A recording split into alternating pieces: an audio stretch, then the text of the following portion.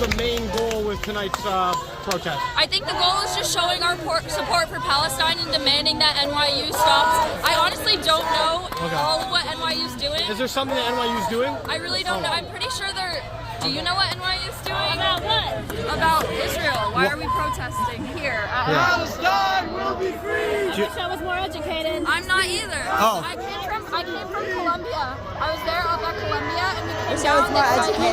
I'm not either. Why are we even here? Today's college kids, ladies and gentlemen. You're paying for all their loans now. You're paying for all those loans. I mean... Why are we burning this Wendy's? What are we doing? What happened? What Wendy's do with the Jews? What about AutoZone? Like, what did AutoZone do? What's the river and seas? What? Welcome back to the program. Dana Lash here with you. La, la, la, la, la. Top of the second hour. That's pretty much, I think, that the collective IQ of the people out there protesting. I watched an interview. Someone had confronted one of the protesters in mid-chant, and they were going, from the river to the sea. And the dude with the mic was like, okay, what do you mean from the river to the sea? And they're like, well, from like the river to the sea. Like, wait a minute, like what river? The river? Like where? In Palestine. There's a river in Palestine? But the sea, what sea? I don't know, like the sea that's there. I'm not even joking you, it was that bad. And they're like, do you know what river specifically? Is there actually a river? This is what it's because they're thirsty. They're thirsty. They're scenesters. I have no words for it. These are people who desperately want attention. I need to figure out who I am. Let me go to this protest. I need to know what I'm protesting. Again, it's PCU. We're not going to protest. Wait a minute. Is this like, as Kane said, like protest? Because I'm actually anti-test.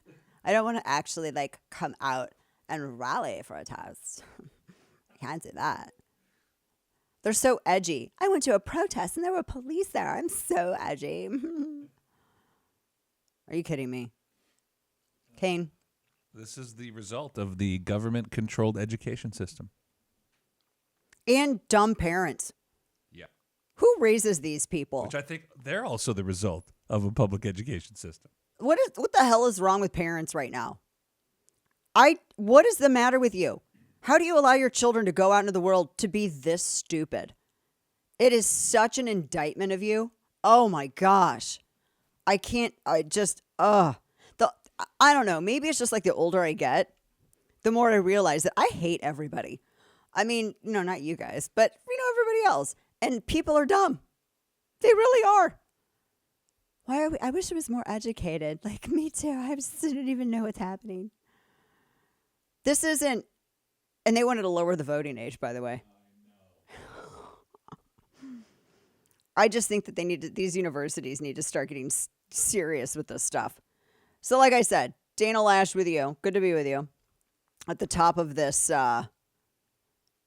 second hour. I had to double check and see when it was. Top of the second hour. And let's pull this up. These were protesters outside of Chuck Schumer's house, audio soundbite 7, in Brooklyn. They were protesting Chuck Schumer last night. Check this out. Please stand up. And they're all sitting there outside his house in Brooklyn.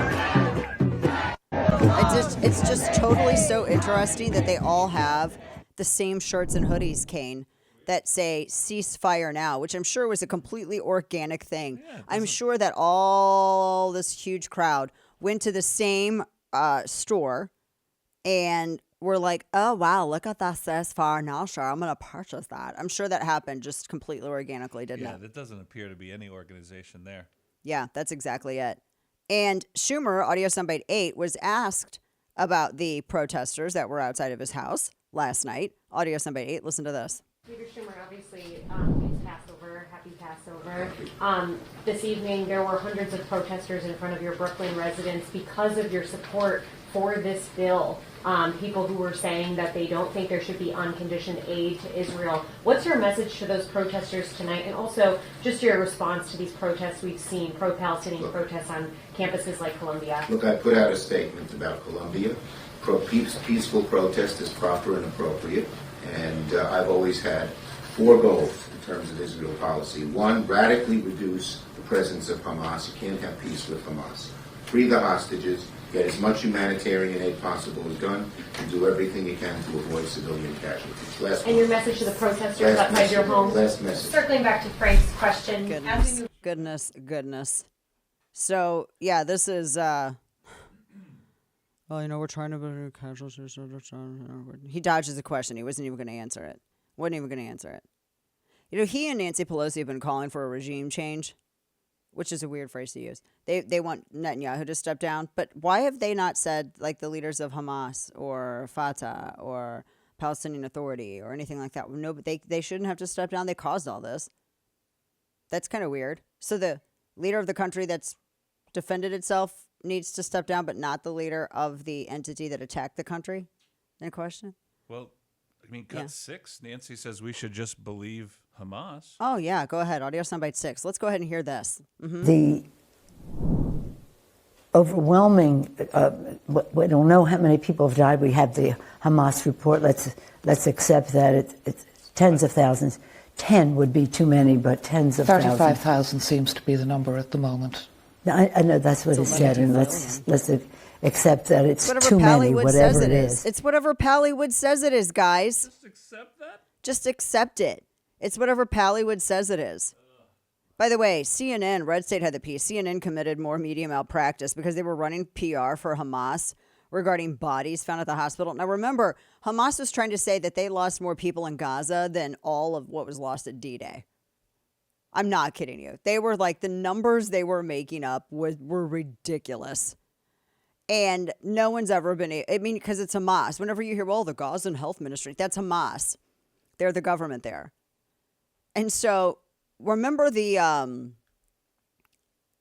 whole story of the hospital that Hamas accidentally attacked its own rocket that originated in Gaza that was targeting Israel it crashed right by a hospital but didn't hit the hospital. It was in a parking lot. Remember that? And they were trying to say, oh my gosh, that was Israel that fired it. Even though there's video showing it being launched and literally falling right down, still in Gaza. And now there was nothing when Hamas fired a rocket at Israel and it hit an Israeli hospital. That was in February when that happened. There was nothing, nobody said anything about any hospitals getting hit then. But then Hamas was like, we lost 11 trillion people in that. Oh, Israel attacked us. It wasn't our rocket. We lost 11 trillion, point cajillion people. That's how many people we lost. It's like not even as many people that are in Gaza. That's insane.